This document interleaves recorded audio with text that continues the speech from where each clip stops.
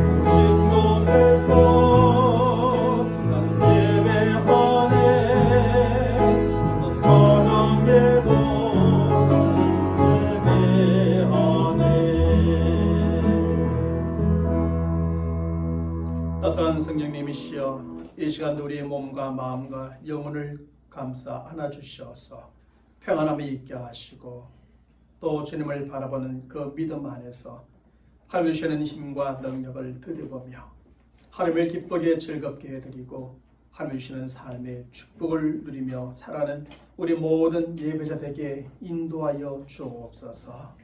우리 주 예수 그리스도의 이름으로 기원하옵나이다. 아멘.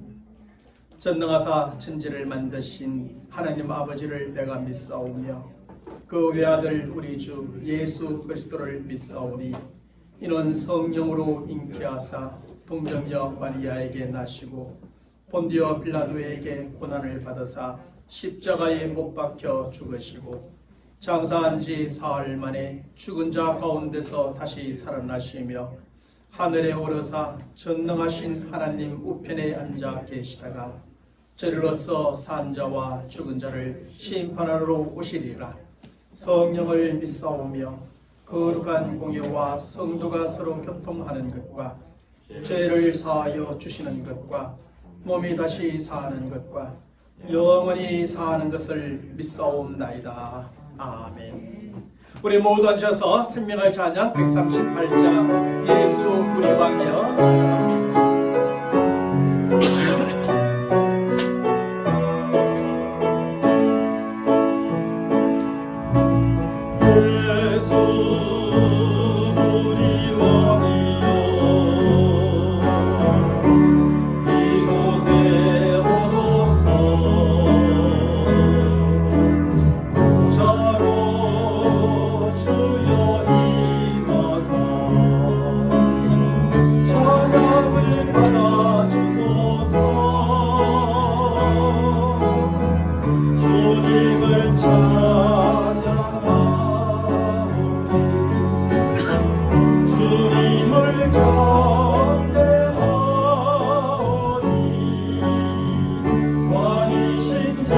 예수여 오소서.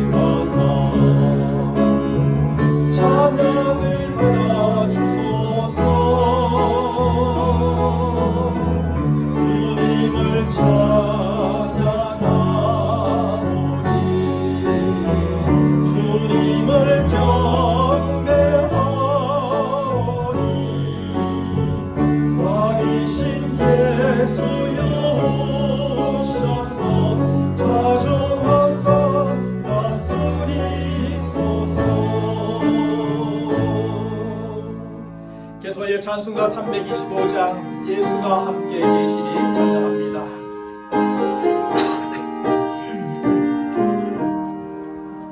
예수가 함께 계시니 시험이 오나 겁없네 기쁨의 근원 되시는 예수를 위해 삽시다.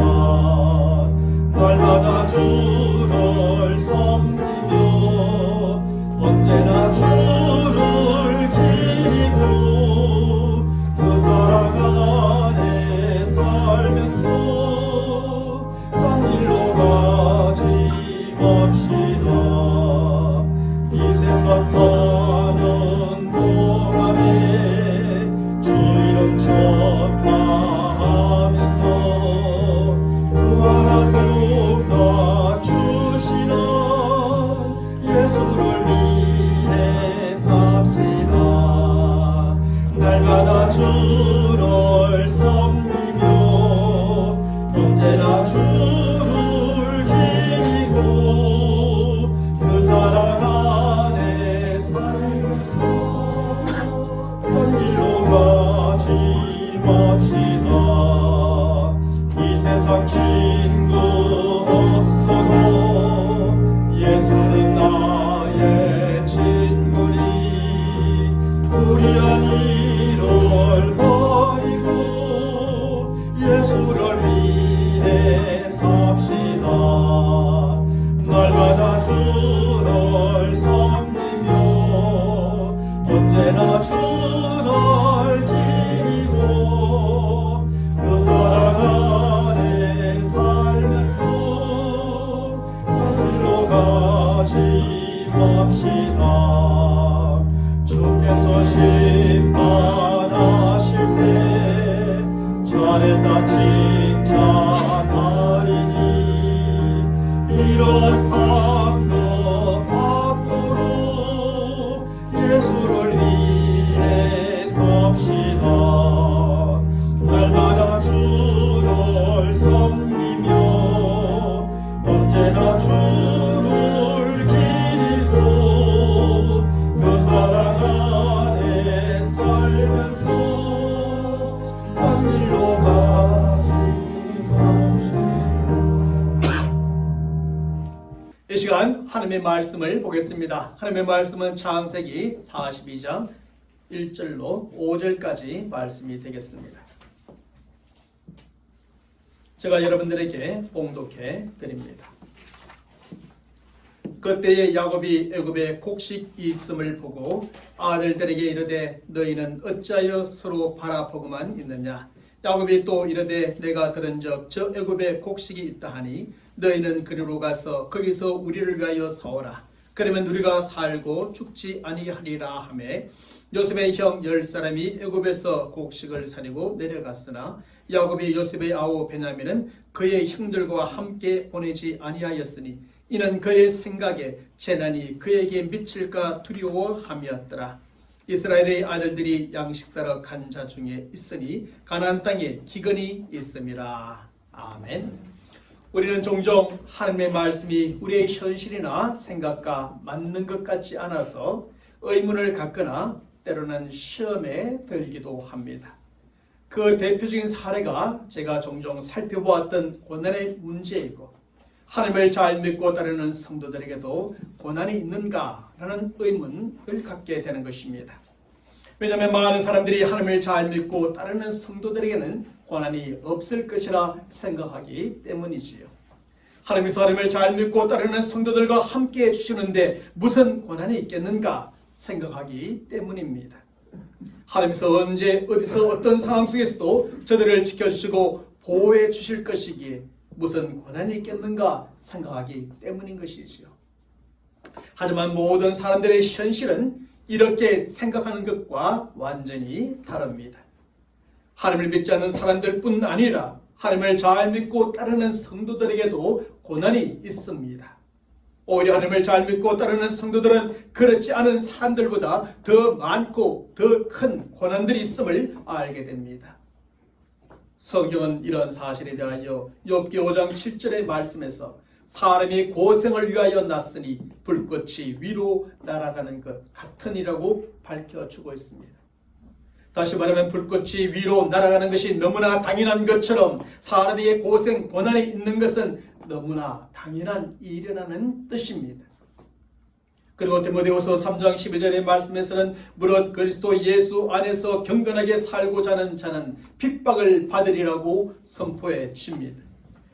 다시 말하면 더 경건하게 살고자 하는 성도들에게는 다른 사람들이 받지 않을 수도 있는 그런 핍박까지도 받게 된다는 뜻입니다. 그러므로 하나님을 잘 믿고 따르는 성도들은 이런 오해도 이런 착각도 하지 말아야 합니다. 하나님을 잘 믿고 따르는 성도들에게는 고난이 없을 것이라고 생각하지 말아야 한다는 겁니다. 하나님께서 하나님을 잘 믿고 따르는 성도들과 함께 해주실 것이기 때문에 고난이 없을 것이라고 오해하지 말아야 한다는 것입니다. 하나님께서 언제 어디 어떤 상황 속에서도 저를 지켜주시고 보호해 주실 것이기 때문에 고난이 없을 것이라고 착각하지 말아야 한다는 겁니다. 결코 그렇지가 않습니다. 고난은 모든 사람들에게 있는 것이고 특별히 경건하게 살고자 하는 자들에게는 핍박이라고 하는 고난까지 더하여 찾아오는 겁니다. 그리고 하나님을 믿고 따르는 우리의 성도들은 고생, 고난, 핍박까지도 각오하며 살아야 하고 그것 때문에 의문을 갖거나 시험에 들어서는 안 되는 것입니다. 그런데 오늘 본문의 말씀에 보면 우리들로 의문을 갖게 하고 시험에 들게 하는 또 하나의 문제가 있습니다. 그것은 약속의 땅이요 축복의 땅으로 불려지는 가나안 땅에도 기근이 있는가 라고 하는 그 문제입니다. 성경을 본문 5절의 말씀에서 이스라엘의 아들들이 양식사러 간 자 중에 있으니 가나안 땅에 기근이 있음이라고 기록해 주고 있습니다. 사실 가나안 땅에 기근이 들었다는 기록은 지금 이 야곱의 시대에만 있는 기록이 아니지요. 야곱의 할아버지 아브라함의 시대도 그의 아버지 이삭의 시대에도 가나안 땅에 기근이 들었었습니다. 성경은 창세기 12장 10절의 말씀에서 그 땅에 기근이 들었으므로 아브라함이 애굽에 거류하려고 그리로 내려갔으니 이는 그 땅에 기근이 심하였음이라고 기록해 줍니다. 창세기 26장 1절의 말씀에서는 아브라함 때에 첫 흉년이 들었더니 그 땅에 또 흉년이 들어 이삭이 그랄로 가서 블레셋 왕 아비멜렉에게 이르렀더니라고 밝혀주기도 합니다. 이처럼 가나안 땅에 아브라함의 때에 기근이 들었었고 또한 이삭의 때에 흉년이 들어 살기가 힘들었습니다. 그래서 아브라함은 먹고 살기 위해서 애굽으로 내려갔고 이삭도 먹고 살기 위해서 그랄로 내려갔던 겁니다. 그런데 오늘 본문의 말씀에 보면 아브라함의 손자요 이삭의 아들인 야곱의 때에도 가나안 땅에 또 기근이 찾아왔습니다. 그럼에도 불구하고 한 가지 저들과 다른 점은 야곱이 아브라함처럼 직접 애굽으로 내려가지 않았고 이삭처럼 그랄로 직접 내려가지 않았다는 데 차이점이 있습니다. 야곱은 애굽에 양식이 있다는 소식을 듣고 양식을 사기 위해 오직 그의 아들들을 잠시 애굽으로 내려보냈을 뿐입니다. 사실 아브라함은 애굽에 거류하기 위해서 애굽에서 머물러 살기 위해서 이 기근을 기회로 애굽으로 내려갔던 겁니다. 이삭도 사실은 마찬가지였습니다. 저들은 임시 방편으로 내려가려 했던 것이 아니라 가나안 땅에 기근이 있으니까 그것을 피하여서 기근이 없는 곳에 가서 살기를 원했던 것이죠. 하지만 야곱만큼은 조금 달랐습니다. 자신은 절대로 가나안 땅을 떠나지 않고 자식들에게 잠시 양식을 사서 오도록 하기 위해서 자식들만을 보냈을 뿐이죠. 그러면 야곱은 왜 아브라함이나 이삭과는 달리 애굽이나 그랄로 직접 내려가지 않았을까요? 그 이유는 기근 때문에 먹고 살기 위한 목적으로 가나안 땅을 떠나는 것을 하나님께서 기뻐하지 않는다는 것을 그는 이미 체험적으로 잘 알고 있었던 것입니다. 사실 야곱은 아브라함이 먹고 살기 위해 애굽으로 내려갔을 때 하나님께서 그것을 기뻐하지 않았던 것을 이미 알고 있었습니다. 또한 이삭이 먹고 살기 위해 그랄로 내려갔을 때 하나님께서 그것도 기뻐하지 않았던 것을 그는 이미 알고 있었습니다. 그래서 야곱은 가나안 땅에 기근이 들었지만 그 어디로도 데려가지 않고 아들들만 애굽으로 보내어 양식을 사오게 하였습니다. 게다가 젊은 시절에 가나안 땅을 떠나 하란에서 무려 30년 동안이나 나그네로 고생하며 살았던 야곱이라 다시는 그 땅을 떠나고 싶지 않았던지도 모르겠습니다. 어찌하였든지 야곱만큼은 기근으로 말미암아서 흉년으로 말미암아서 가나안 땅을 떠나고자 하지는 않았습니다. 어쨌든지 아브라함 때에 기근이 있었고 이삭의 때에 흉년이 들었던 가나안 땅에 야곱의 때에 또다시 기근이 찾아왔습니다. 사실 가나안 땅이란 어떤 땅입니까? 하나님께서는 창세기 12장 1절의 말씀에서 아브라함에게 너는 너의 본토 친척 아비 집을 떠나 내가 네게 지시할 땅으로 가라고 그렇게 명령하셨지요. 그리고 이전의 말씀에서는 엄청난 축복을 약속해 주셨는데 그 약속은 내가 너로 큰 민족을 이루고 내게 복을 주어 내 이름을 창대하게 하리니 너는 복이 될지라고 하는 것이었습니다. 그러므로 아브라함과 그의 후손들에게 가나안 땅은 큰 민족을 이룰 땅이요 복을 받을 땅이며 저들의 이름이 창대케 되는 땅이요 복의 통로가 될 바로 그 땅이었습니다. 특별히 성경은 레위기 20장 24절의 말씀에서 그 가나안 땅에 대하여 이렇게 묘사해 주고 있습니다. 내가 전에 너희에게 이르기를 너희가 그들의 땅을 기업으로 얻을 것이라. 내가 그 땅 곧 젖과 꿀이 흐르는 땅으로 너희에게 주어 유업을 삼게 하리라 하였노라. 나는 너희를 만민 중에서 구별한 너희 하나님 여호와라 라고 선포하십니다. 그리고 12명의 정탐꾼들이 가나안 땅에서 40일 동안의 정탐을 마치고 민수기 13장 27절의 말씀에 돌아와 이렇게 또한 보고하기도 합니다. 모세에게 말하이르되 당신이 우리를 보낸 땅에 간적 과연 그 땅에 젖과 꿀이 흐르는데 이것은 그 땅의 과일이니라 하면서 큰 과일 꾸러미를 보여주게 됩니다. 여기서 성경은 가나안 땅을 어떻게 묘사해 주고 있는가 하면 젖과 꿀이 흐르는 땅으로 묘사해 주고 있습니다. 그리고 그 땅을 40일 동안이나 정탐을 하였던 정탐꾼들은 크고 풍성한 과일을 통해서 그 땅에 과연 젖과 꿀이 흐르는 땅이었음을 증명해 주고 있습니다. 그런데 바로 이런 가나안 땅에 기근이 찾아왔다는 것입니다. 그것도 옛날에 어쩌다가 한번 찾아온 것이 아니라 아브라함과 이삭 그리고 야곱의 시대에 아주 크고 작은 기근이 정기적으로 이 땅에 찾아왔습니다. 그래서 의문이 드는 것입니다. 그 가나안 땅에도 기근이 드는가라는 의문이 드는 것입니다. 약속의 땅이라 축복의 땅이라 불리는 가나안 땅에도 기근이 드는가라는 의문을 갖게 됩니다. 가나안 땅이 이렇게 기근이 드는 땅이라면 그 땅을 젖과 꿀이 흐르는 땅이라고 묘사하는 것이 맞는가라는 생각이 드는 거지요. 정말로 약속의 땅이라고 불리고 축복의 땅이라 불리는 가나안 땅에 어떻게 기근이 들 수 있습니까? 정기적으로 크고 작은 기근이 드는 그 땅을 어떻게 젖과 꿀이 흐르는 땅이라고 묘사할 수 있겠습니까? 하지만 그 대답은 가나안 땅에도 현실적으로 기근이 들 수 있다는 것입니다. 왜냐하면 이 세상 그 어느 곳이라도 비가 내리지 않으면 기근이 들고 흉년이 지는 것은 자연스러운 현상이기 때문이지요. 아브라함 때에 가나안 땅에 기근이 들었지만 기근이 들지 않았던 애굽 땅이었는데 오늘 본문의 말씀에서는 그 땅마저도 기근이 들었습니다. 크고 긴 날강이 있어 풍부한 물이 있고 사람들이 살기에 좋은 것이라 세계 4대 문명의 발상지가 된 애굽 땅에도 기근이 들었습니다. 기근은 하나의 자연 현상으로서 비가 내리지 않을 때 언제 어디서나 들 수 있는 곳입니다. 특별히 애굽에 비하면 가나안 땅은 지리적으로나 환경적으로나 물리적으로 아주 좋지 않은 땅이었습니다. 가나안 땅은 지리적으로 주변의 초강대국들에 의해서 쌓여져 있는 곳이고 환경적으로는 비가 많이 내리지 않는 곳이었고 햇볕이 강한 곳이며 그래서 물리적으로는 결국 메마르고 척박한 땅이었습니다.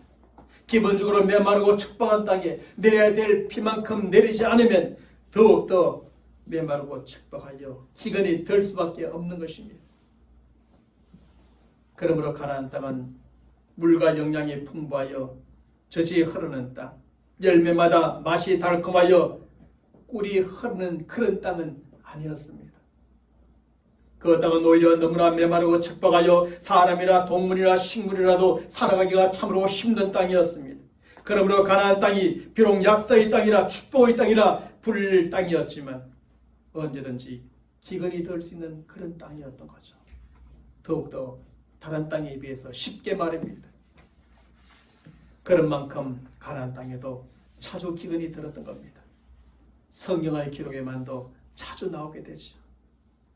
그곳을 떠나지 않고는 사람이 살 수 없을 만큼의 큰 기근들이 여러 번 들곤 하였습니다. 게다가 야곱의 때에 가나안 땅에 들게 된 기근은 그 어느 때보다 크고 길고 심한 기근이었습니다. 그렇게 물이 풍부하고 살기 좋은 땅 애굽에도 7년 동안이나 기근이 들었으니 약속의 땅이라 축복의 땅이라 젖과 물이 흐르는 땅이라고 하는 가나안 땅이야 말할 것도 없는 것이었겠죠. 그래서 야곱은 오늘 보면 1절과 2절의 말씀에서 그의 아들들에게 애굽에 양식이 있다 하니 그곳에 가서 양식을 사오라고 말하는 겁니다. 그때에 야곱이 애굽에 곡식이 있음을 보고 아들들에게 이르되 너희는 어찌하여 서로 바라보고만 있느냐. 야곱이 또 이르되 내가 들은 적 저 애굽에 곡식이 있다 하니 너희는 그리로 가서 거기서 우리를 위하여 사오라. 그러면 우리가 살고 죽지 아니하리라. 지금 생명이 달려있음을 말하면서 아들들에게 양식을 사오라고 분부하고 있는 겁니다. 사랑하는 성도 여러분, 그러면 성경은 왜 이런 가나안 땅을 약속의 땅이요 축복의 땅이라고 부를까요? 성경은 왜 메마르고 척박한 가나안 땅을 젖과 꿀이 흐르는 땅이라고 묘사해 주고 있을까요? 그 이유가 분명히 있습니다. 첫째로 왜 가나안 땅을 약속의 땅이요 축복의 땅이라고 부르고 있을까요?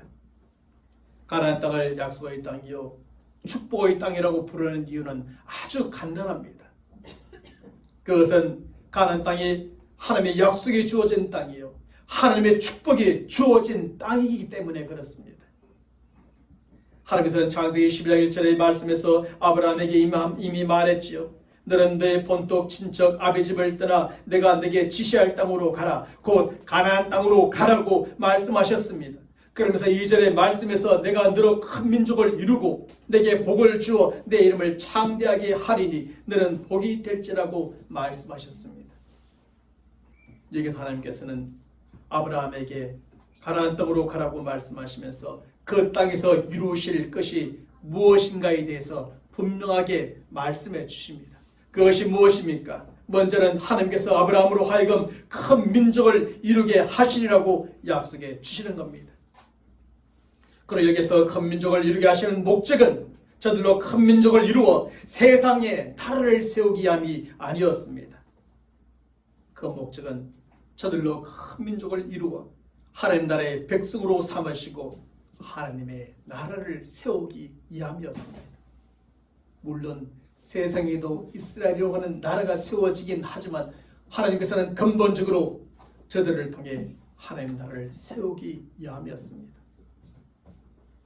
뿐만 아니라 저들로 자주 선선 하나님 나라의 백성이 되고 그 나라의 상속자가 되게 하는 것이 바로 이 가나안 땅에 저들로 들어와 큰 민족을 이루게 하는 목적이었습니다.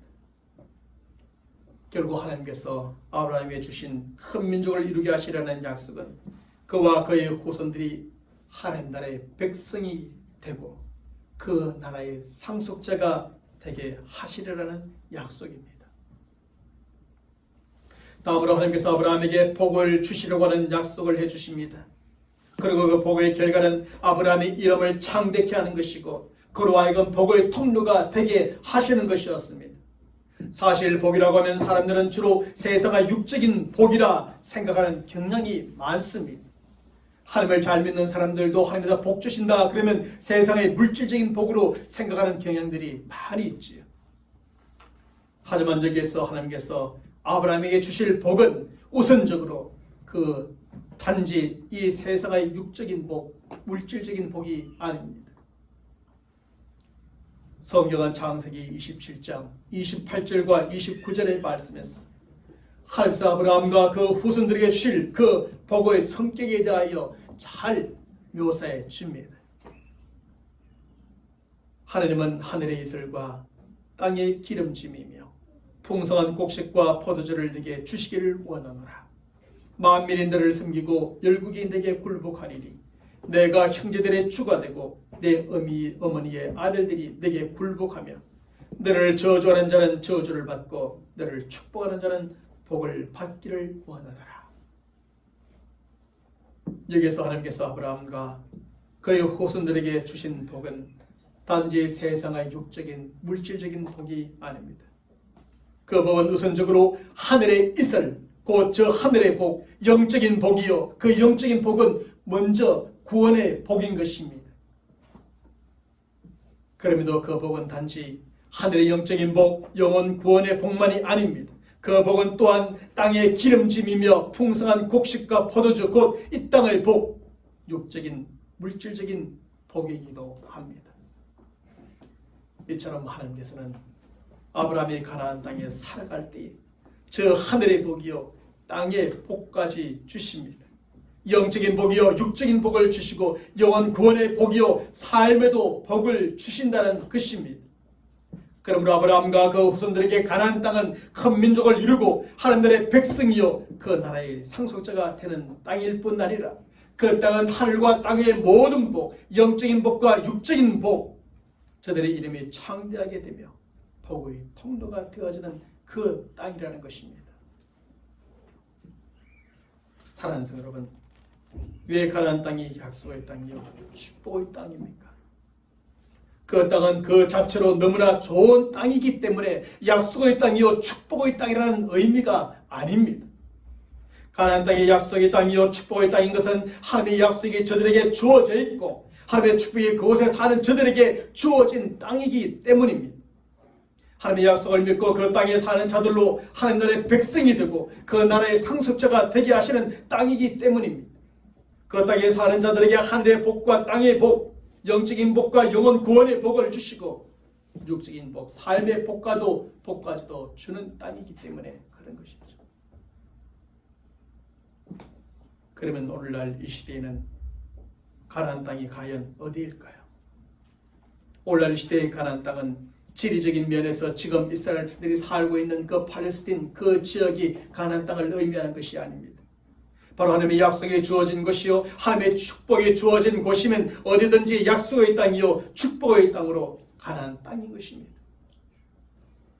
바로 이런 점에서 과거에나 오늘날에나 중요한 것은 어떤 특정한 장소가 아니라 하나님의 약속과 하나님의 축복이 주어진 것이 중요합니다. 아무리 좋은 땅에 살아도 하나님의 약속과 축복이 없는 땅이면 그것은 가나안 땅일 수가 없습니다. 비록 메마르고 척박한 땅이라도 살아가기 힘들고 어려운 곳이라도 그곳에 하나님의 약속이 주어져 있고 하나님의 축복이 주어져 있으면 그곳이 바로 하나님께서 우리에게 주시고 하시는 가나안 땅인 것이죠. 그리고 우리가 바로 그 가진 그런 가나안 땅과 같은 곳과 교회에 머물러 살아갈 때 우리에게 하나님의 약속이 이루어지고 그 축복이 이루어지게 되는 것입니다. 하나님의 약속과 하나님의 축복이 주어진 것이면 어딘지 가정이든 교회든 다 가나안 땅이니 우리는 하나님 나라의 백성이 되고 그곳에 살아갈 때 그 나라의 상속자가 되며 바로 그곳에서 하나님의 영적인 복과 육적인 복을 누리며 살아가는 성도들이 될 줄로 믿습니다.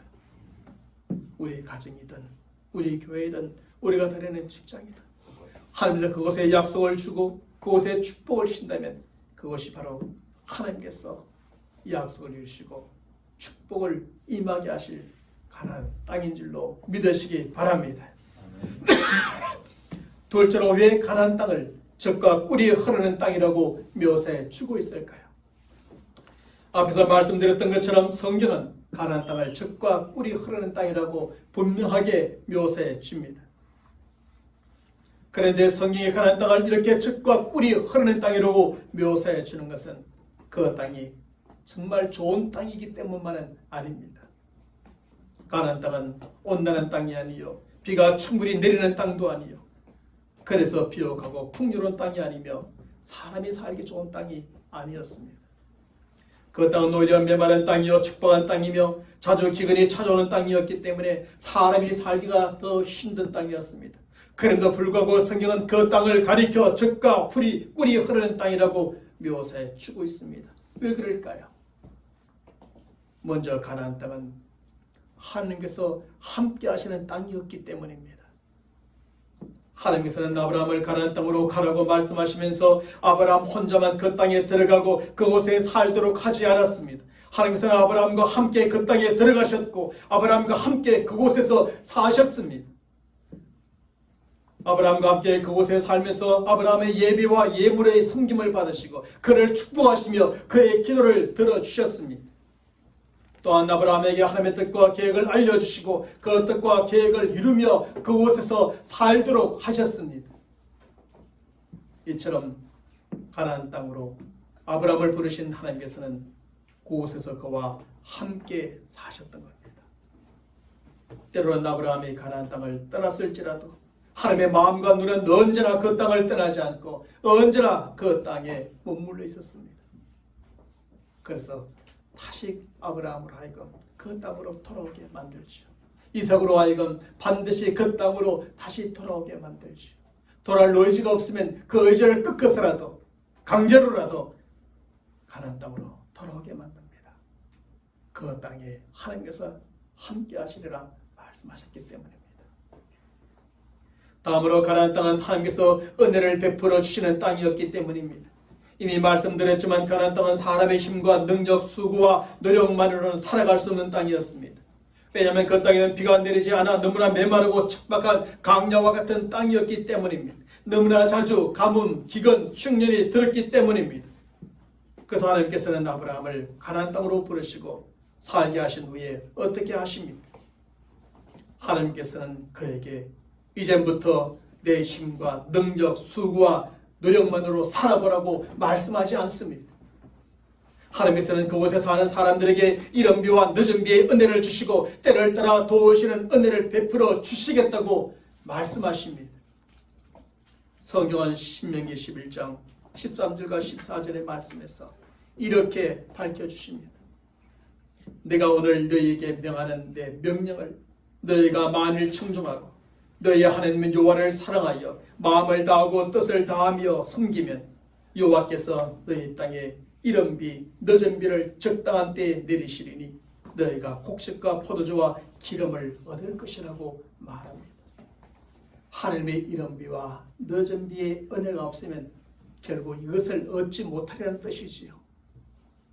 그러나 하나님의 이른 비와 늦은 비의 은혜가 있으면 너희가 이렇게 곡식과 포도주와 기름을 얻어 먹고 살기에 부족함이 없게 해 주신다는 겁니다. 이 말씀에서 하나님께서는 가나안 땅에서 살아가게 될 이스라엘들에게 먼저 순종과 사랑과 섬김을 요구하십니다. 저들이 그렇게 할 때 저들이 살아가는 그 땅에 이른 비와 늦은 비의 은혜를 내려주시고 때를 따라 도우시는 은혜를 베풀어 주시겠다고 약속해 주고 계십니다. 그러면 지금 저들이 살아가는 가나안 땅이 아무리 메마르고 척박한 땅일지라도 곡식과 포도주와 기름을 얻는 땅이 될 것이라는 말씀입니다. 아무리 거둘 것이 없고 메마르고 척박한 가나안 땅이라 할지라도 풍성한 곡식과 포도주와 기름을 얻는 젖과 꿀이 흐르는 땅이 될 것이라고 말씀해 주는 겁니다. 사랑하는 성도 여러분, 가나안 땅의 젖과 꿀이 흐르는 땅이 될 수 있는 것은 그 땅 자체에 있는 것이 결코 아닙니다. 그 땅은 비가 내리지 않아 환경적으로나 물리적으로나 너무나 메마르고 척박한 땅입니다. 그렇다고 아브라함과 그의 후손들이 저들의 힘이나 능력으로 그 땅을 젖과 꿀이 흐르는 땅으로 만들 수 있는 것도 아니었습니다. 저들이 열심히 땀을 흘리고 수고와 노력으로 그 땅을 갈고 가꾸면 젖과 꿀이 흐르는 땅이 될 수 있는 것도 아니었습니다. 이처럼 가나안 땅은 그 자체로 메마르고 척박한 땅이에요. 그런 땅이기에 사람들이 어떻게 젖과 꿀이 흐르는 땅으로 도무지 만들 수 없는 그런 땅이었습니다. 하지만 이렇게 메마르고 척박한 땅도 하나님께서 함께 하실 때에 젖과 꿀이 흐르는 땅이 된다는 것입니다. 함께 하시는 하나님께서 그 땅에 이른 비와 늦은 비의 은혜를 내려 주실 때에 젖과 꿀이 흐르는 땅이 된다는 겁니다. 하나님께서 때를 따라 도우시는 은혜를 베풀어 주실 때에 그 땅도 젖과 꿀이 흐르는 땅이 될 수 있다는 것입니다. 그렇습니다. 우리가 그 어떤 환경 가운데 살든지 그곳에 하나님께서 함께 하시면 그곳은 젖과 꿀이 흐르는 땅이 될 것입니다. 우리가 아무리 메마르고 척박한 환경 가운데 살아가고 있을지라도 하나님께서 그곳에 이른 비와 늦은 비의 은혜를 주시면 그 땅도 젖과 꿀이 흐르는 땅이 될 줄로 믿습니다. 하나님께서 때를 따라 도우시는 은혜를 베풀으시면 그 땅도 젖과 꿀이 흐르는 땅이 될 것입니다. 그러므로 우리의 가정이든 교회이든 하나님께서 함께 하신다면 바로 그것이 젖과 꿀이 흐르는 가나안 땅이 될 것입니다. 하나님께서 우리의 가정과 교회에 이른 비와 늦은 비의 은혜를 내려주시고 때를 따라 도우시는 은혜를 베풀어 주시면 바로 그것이 젖과 꿀이 흐르는 가나안 땅, 바로 그 땅이 될 줄로 믿습니다. 사랑하는 성도 여러분, 이렇게 볼 때 과연 어디가 가나안 땅입니까? 여기서 가르쳐주는 가나안 땅은 지리적으로 어떤 특정한 장소만의 가나안 땅이 아닙니다. 약속의 땅, 축복의 땅, 젖과 꿀이 흐르는 가나안 땅은 단순히 지금 이스라엘 나라가 차지하고 있는 그 땅만이 아닙니다. 바로 하나님의 약속이 주어지고 하나님의 축복이 주어진 곳이면 그 어디나 바로 가나안 땅입니다. 하나님께서 함께해 주시는 것이요 이른 비와 늦은 비의 은혜를 내려주시고 때를 따라 도우시는 은혜를 베풀으시면 그 어디든지 가나안 땅이 되는 줄로 믿습니다. 그러므로 우리는 언제나 하나님의 약속이 주어지고 하나님의 축복이 주어진 곳에서 살아가는 성도들이 되시기를 바랍니다.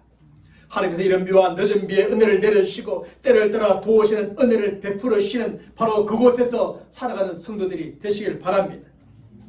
그래서 바로 그곳에서 하나님의 약속이 이루어지는 것을 보시고 하나님의 축복이 임하는 삶을 살아가시고 날마다 젖과 꿀이 흐르는 땅에서 풍성한 삶을 살아가는 저와 여러분 모두가 되시기를 주님의 이름으로 간절히 축원합니다.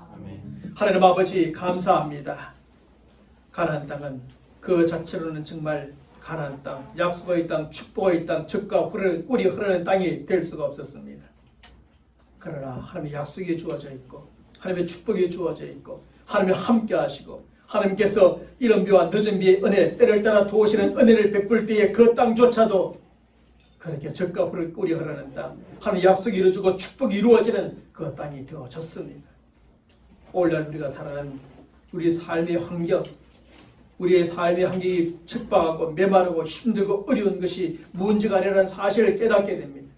우리가 있는 그곳이 하나님의 약속이 주어져 있고 하나님의 축복이 주어져 있다면 바로 그것이 바로 약속의 땅이요 축복의 땅 가나안인 줄로 믿습니다. 정말 축복하지만 힘들지만 어렵지만 하나님께서 우리와 함께하여 주시고 우리에게 이른 비와 늦은 비의 은혜를 주시고 때를 따라 도우시는 은혜만 주시면 우리는 풍성한 삶을 살게 될 줄로 믿습니다. 우리 사랑하는 성도들 힘들고 어렵게 살아가고 있습니다. 주여 우리 사랑하는 성도들 믿음으로 우리의 가정 또 저희들이 속해 있는 교회, 직장, 사업, 이 나라 민족 하나님의 약속과 축복이 주어지고 하나님이 함께 하시고 이른 비와 늦은 비의 은혜를 주시고 때를 따라 도우시는 은혜를 주셔서 약속의 땅 가나안이 되게 하여 주시옵시고 젖과 꿀이 풍성하게 흐르는 땅이 되게 축복하여 주옵소서. 우리 믿음의 사람들 세상에 살아가면서도 하늘의 복뿐 아니라 땅의 복, 영적인 복뿐 아니라 육적인 복도 풍성하게 누리며 살아갈 수 있도록 주여 도우시며 축복하시고 은혜를 더하여 주시옵소서. 우리 주 예수 그리스도의 이름으로 간절히 축복하며 기도옵나이다. 아멘. 우리 서로 인사합시다. 가나안 땅에 삽시다. 우리 모두 일어나셔서 생명의 찬양 32장 나주의 믿음 갖고 박수치며 함께 찬양합니다. 나주의 믿음 갖고 홀로 걸어도 나주의 믿음 갖고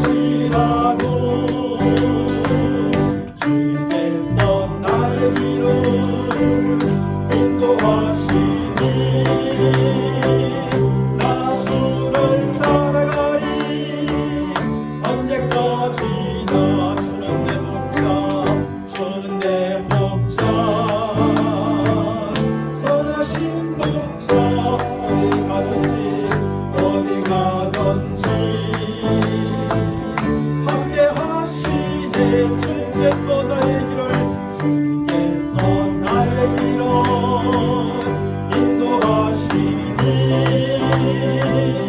나 주를 따라가리 언제까지나.